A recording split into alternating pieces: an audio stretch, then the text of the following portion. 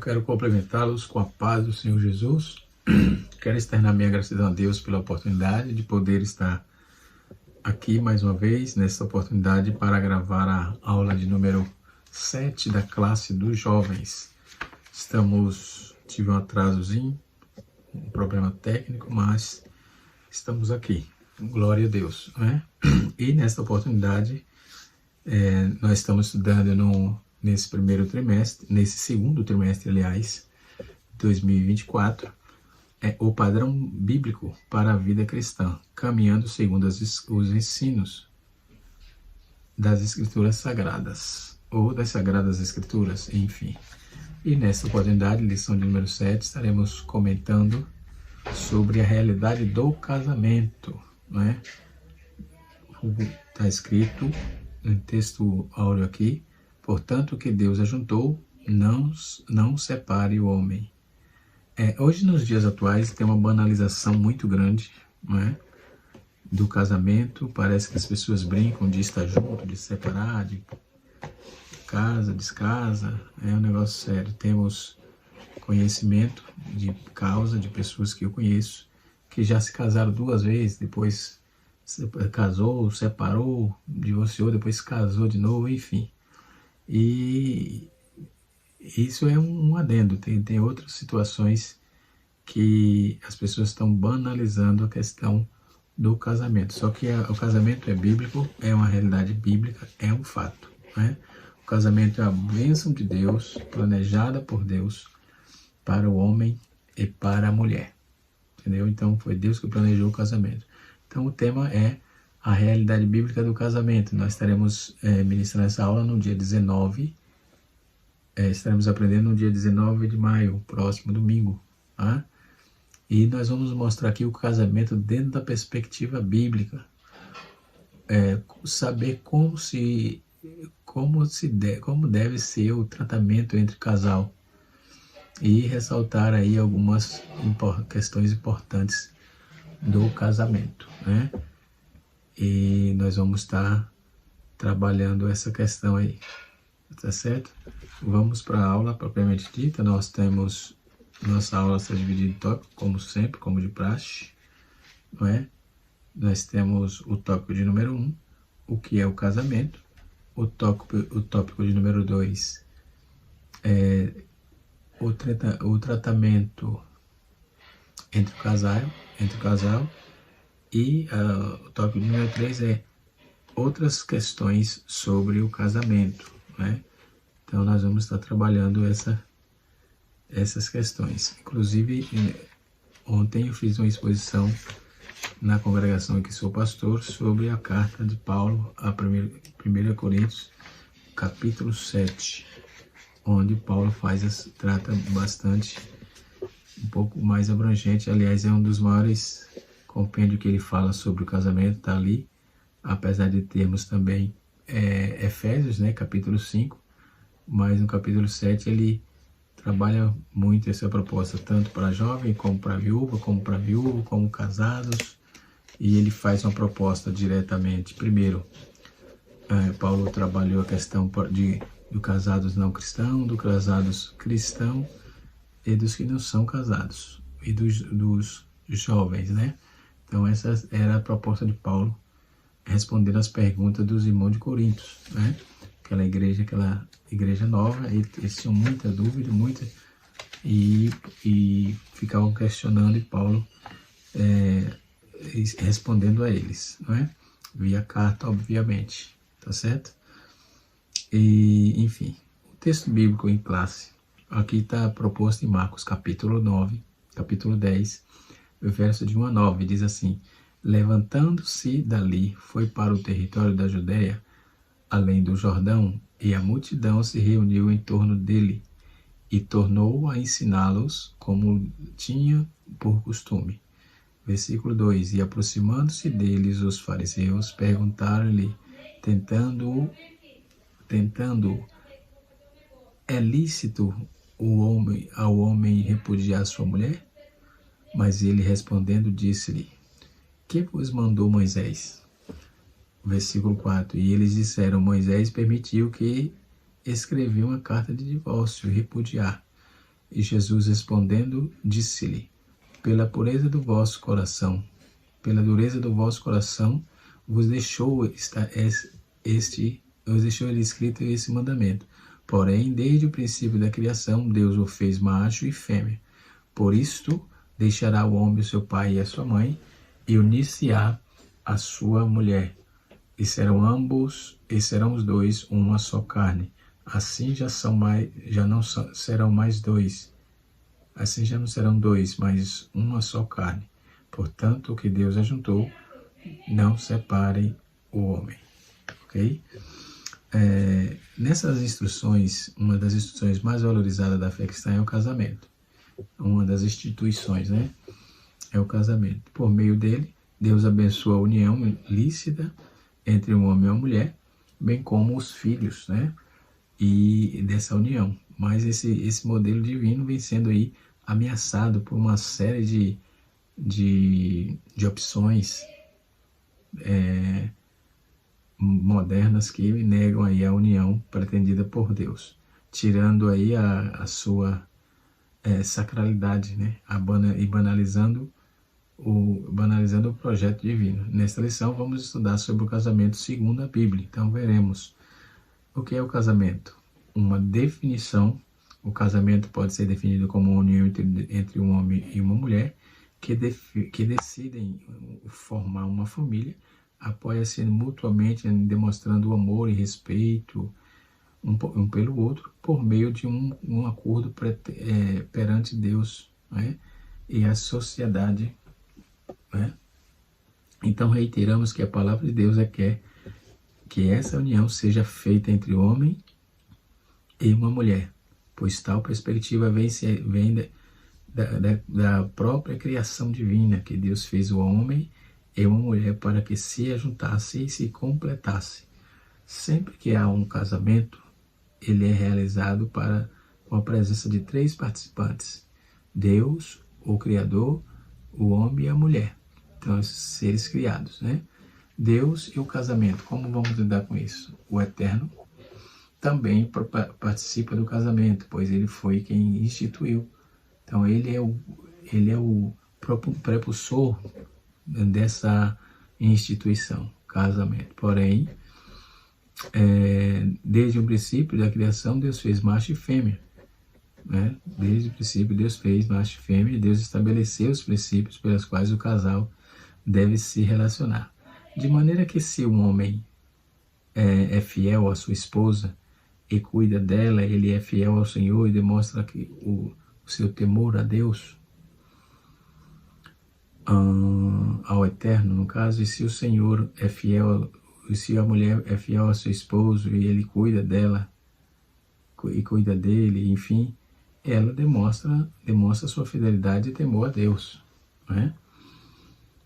Esse é o comportamento esperado por Deus para quem se casa, né? Entretanto, nem sempre o povo de Deus do Antigo Testamento seguiu essa orientação, né? Pois eles tomavam como exemplo as práticas dos povos à sua volta. O profeta Malaquias, e em seus dias ele retratou uma realidade vergonhosa entre os seus contemporâneos. Os homens traziam suas ofertas e derramavam a lágrima diante de Deus, mas o Eterno rejeitava. Então, e você, qual o motivo da rejeição de Deus para com os povos, né? Então, precisamos ver que Deus está intrinsecamente ligado diretamente ao casamento, visto que foi Ele que instituiu, foi Ele que fez, foi Ele que instituiu o casamento, certo? E então, a bênção de Deus para aqueles que se casam, né? Veremos aqui a bênção de Deus para aqueles que se casam. Da união do primeiro casal, Eva e Adão, propagou-se a humanidade. A palavra de Deus fala que Adão e Eva tiveram 2 filhos, Caim e Abel. Esse foi um sinal da bênção de Deus para o primeiro casal, ou seja, para manter a perpetuação da família por meio de descendentes, apesar de em nossos dias vermos pessoas não crentes que defendem o aborto, né? E eu vejo crente também defendendo pessoas que dizem que é crente. Isso é um ato totalmente desprezível, né?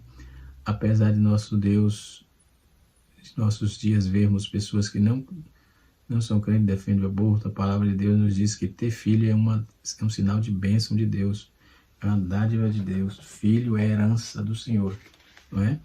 Na atualidade, os filhos continuam sendo a herança do Senhor e o fruto do vosso ventre é o seu galardão, conforme está escrito nos Salmos 127, verso 3, né?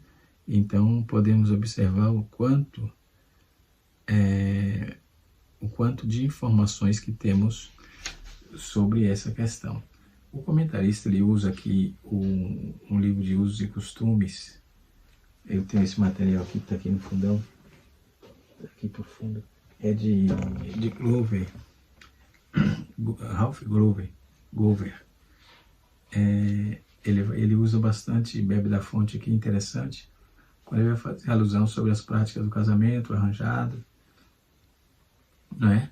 Que não significa significa que os pais não consideram o sentimento dos filhos, né? E que o amor acontecia algumas vezes antes do casamento. Então, um amigo do esposo que ele assiste, enfim, tem várias informações aqui dentro desse material, tá certo? Outro ponto importante que nós vamos ver aqui, o tratamento do casamento, que é o tópico de número 2. O tratamento do casamento, não, o tratamento entre o casal. Aliança diante do altar. Como vimos, para o cristianismo, o casamento é um evento celebrado diante de Deus. É tão importante que somos informados da presença de Deus, de Jesus, dessa cerimônia. E foi lá que o seu ministério começou. Ou seja, ele havia sido convidado para a celebração em Caná, na localidade em Galileia, né? E quando houve a falta de vinho, Jesus interveio, né? Interveio nessa questão, e o texto bíblico ele nos expõe, nos coloca diante dessa situação interessante que Jesus interveio, transformando água em vinho, garantindo aí a continuidade da celebração, né? O primeiro milagre de Jesus foi realizado em um casamento, capítulo 2, verso 11 de João, pois os noivos o convidaram para participar com eles, né, daquele momento ímpar em suas vidas, né? Então, quando um homem e uma mulher decidem se casar, pode deixar Jesus de fora dessa decisão. Então, se ele decidir se casar, não pode deixar Jesus fora dessa decisão. Ele precisa estar intrinsecamente ligado a essa decisão, ok?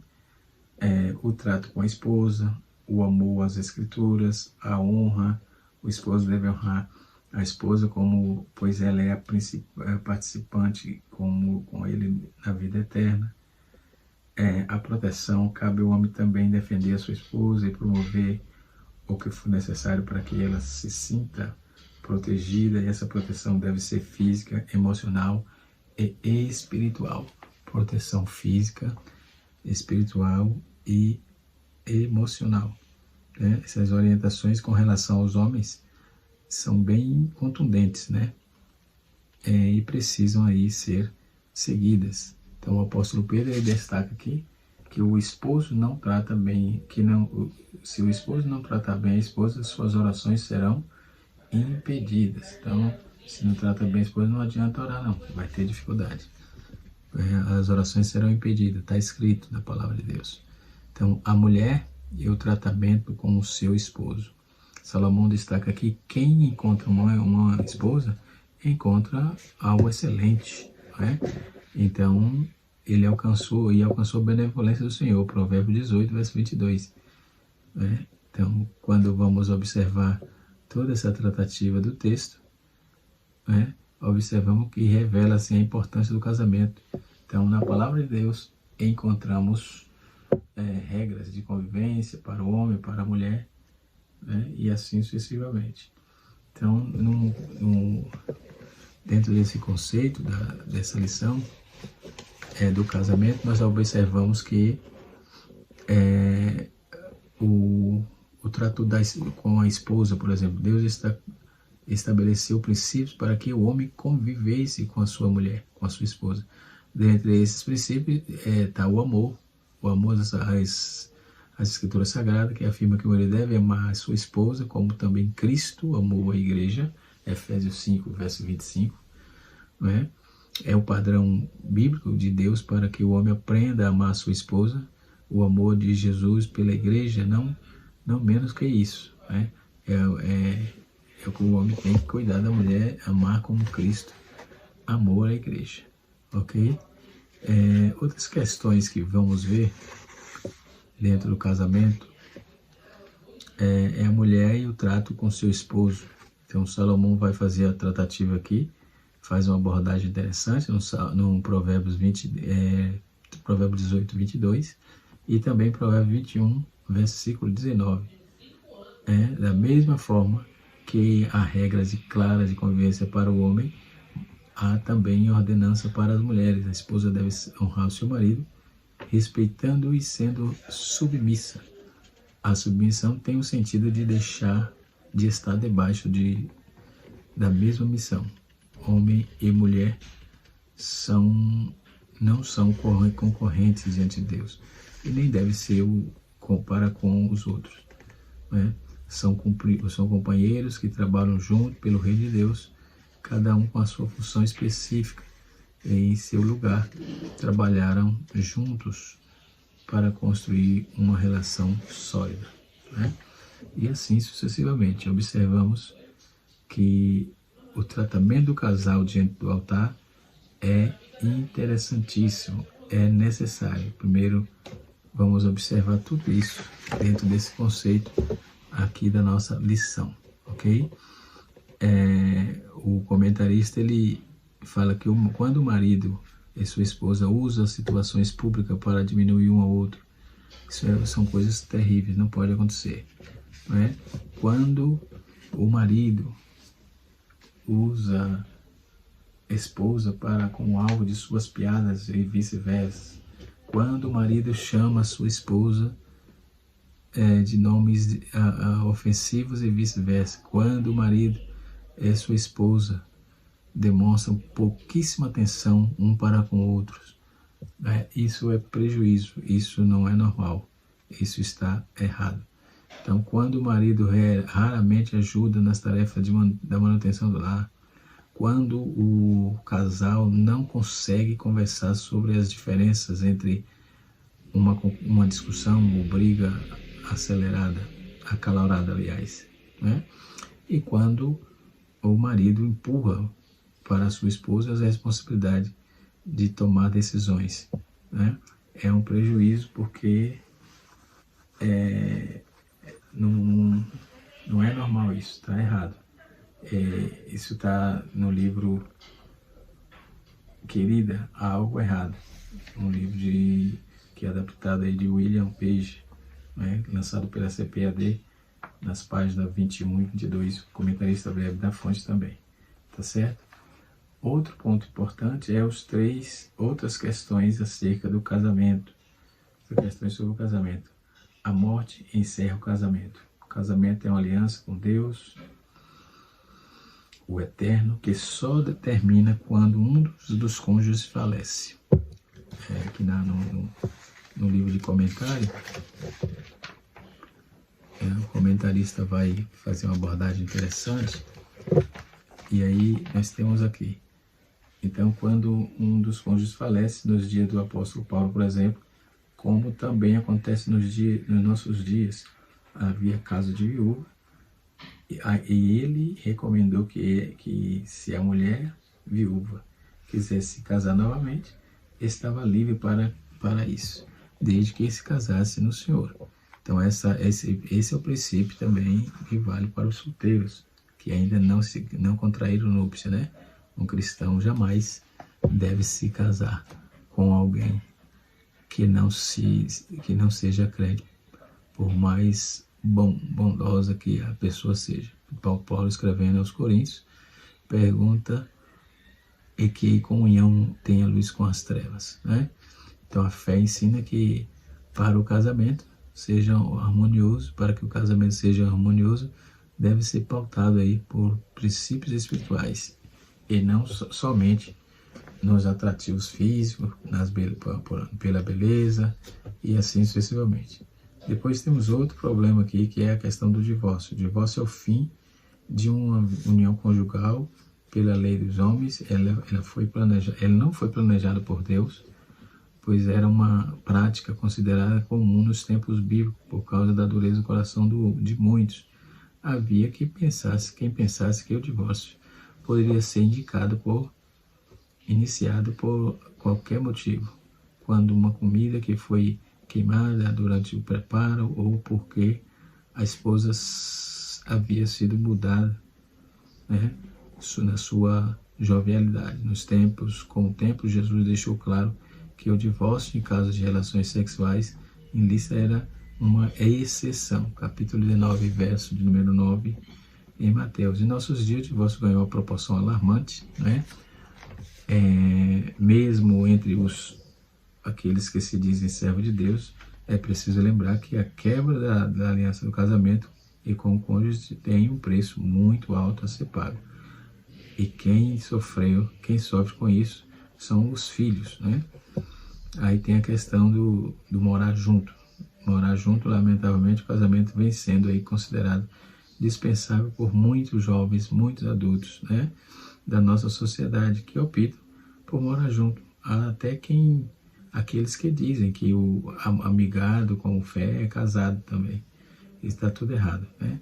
E que o casamento é somente um papel, né? Um papel onde se faz uma formalização, né? As pessoas assinam, pois o papel aceita tudo. Então a verdade é que quando um casal decide viver junto, seja um ato formal diante de Deus, da sociedade, que está vivendo em fornicação, pois praticando o ato sexual de forma desagrada diante de Deus, de forma que desagrada desagrada a Deus, aliás, e a desculpa mais usada aí para adotar essa prática é que morar junto, o casal vai saber se conseguirá se adaptar ou não à vida a dois, né? Dessa forma, ambos estariam experimentando aí a vida de casado, mas sem se casar, né? Então observemos aí. Depois nós temos a poligamia, bigamia, e poliandria também, que eu falei ontem no sermão, trabalhei sobre essa proposta aqui também. Então, a bigamia é um ato de que o novo matrimônio, sem que ambos tenham se encerrado, né? Isso é a bigamia. A poligamia é quando uma pessoa tem mais de 2 cônjuges ao mesmo tempo. A poliandria é quando a mulher tem 2 homens, né, ao mesmo tempo. Então, há países que é permitido, entretanto, tal permissão não reflete a vontade de Deus, né? Note que as Escrituras Sagradas, a Bíblia Sagrada, no Antigo Testamento, os homens que tiveram mais de uma esposa não desfrutaram da vida sossegada, mas viveram em lares onde a disputa familiar era constante, né? Então, o concubinato, por exemplo, nos tempos bíblicos, como se concretizava quando a mulher eram compradas, raptadas, ou mesmo quando se tornavam prisioneiras, né, de guerra, era também obrigada a se tornar a pessoa de um homem, a esposa de um homem já casado. No Brasil, O concubinato é a relação entre duas pessoas que não podem se casar, que impedem ilegal, que tem impedimento legal, tornando-se essa relação ilícita. Concubinato é isso. Concubinato. Deus não promoveu esse tipo de coisa, esse modelo de casamento, de ajuntamento, pois Deus criou um homem duas vezes, duas ou mais mulheres. Deus não criou um homem e duas ou mais mulheres, mas Deus criou um homem e uma mulher. O plano divino desde a criação foi esse: o casal demonstrasse amor, fidelidade um para com os outros, né? E uma relação hétero e monogâmica. Relação hétero e monogâmica. Isso é interessante saber, porque vale a pena focar para entendermos todo esse processo, né? Por exemplo, eu sou casado há 31 anos. 31 anos, né? Não é fácil, porque ninguém pensa igual a ninguém, mas é necessário, a gente precisa ter equilíbrio para entender tanto a fraqueza quanto os disparates do outro lado, tá certo? Assim a gente consegue vencer, consegue lutar e consegue caminhar sempre. Glória a Deus, né? Nós vamos observar aqui que aos casais crentes, entendeu? O comentarista até pegou aqui sobre o divórcio, né? E ele colocou aos casais crentes, aos casados. Um capítulo, parece o sermão que eu tinha feito, né?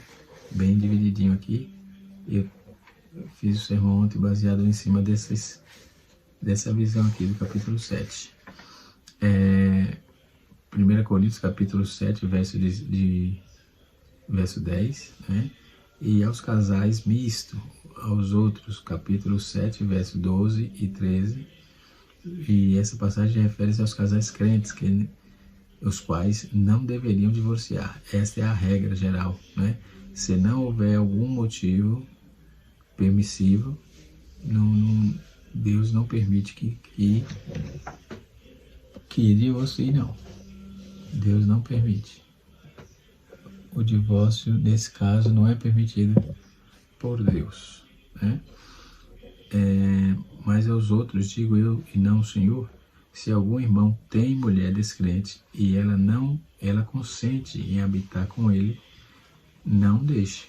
E se alguma mulher tem marido descrente e ele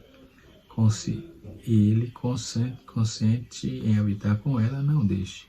Valorizando a família, a palavra de Deus reconhece a união de um cônjuge que aceita Cristo e a esposa ou o esposo continua na incredulidade, ou de um fiel cujo o cônjuge se desvia, né?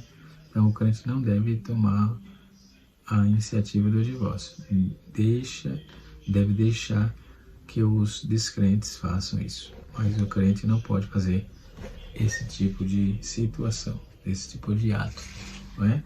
Então, muito bem esclarecido aqui. Aí tem a questão dos morar junto, por exemplo, de morar junto, bigamia, poliandria ou poligamia, que eu já falei, concubinato, também já trouxe essa exposição, tá certo? Observemos que quando fala, lamentavelmente, o casamento vem sendo considerado dispensável para muitos jovens, né? Dentro da sociedade. Há até aqueles que dizem que o amigado com fé, casado é que o amigado com fé, casado é. Não é verdade, não.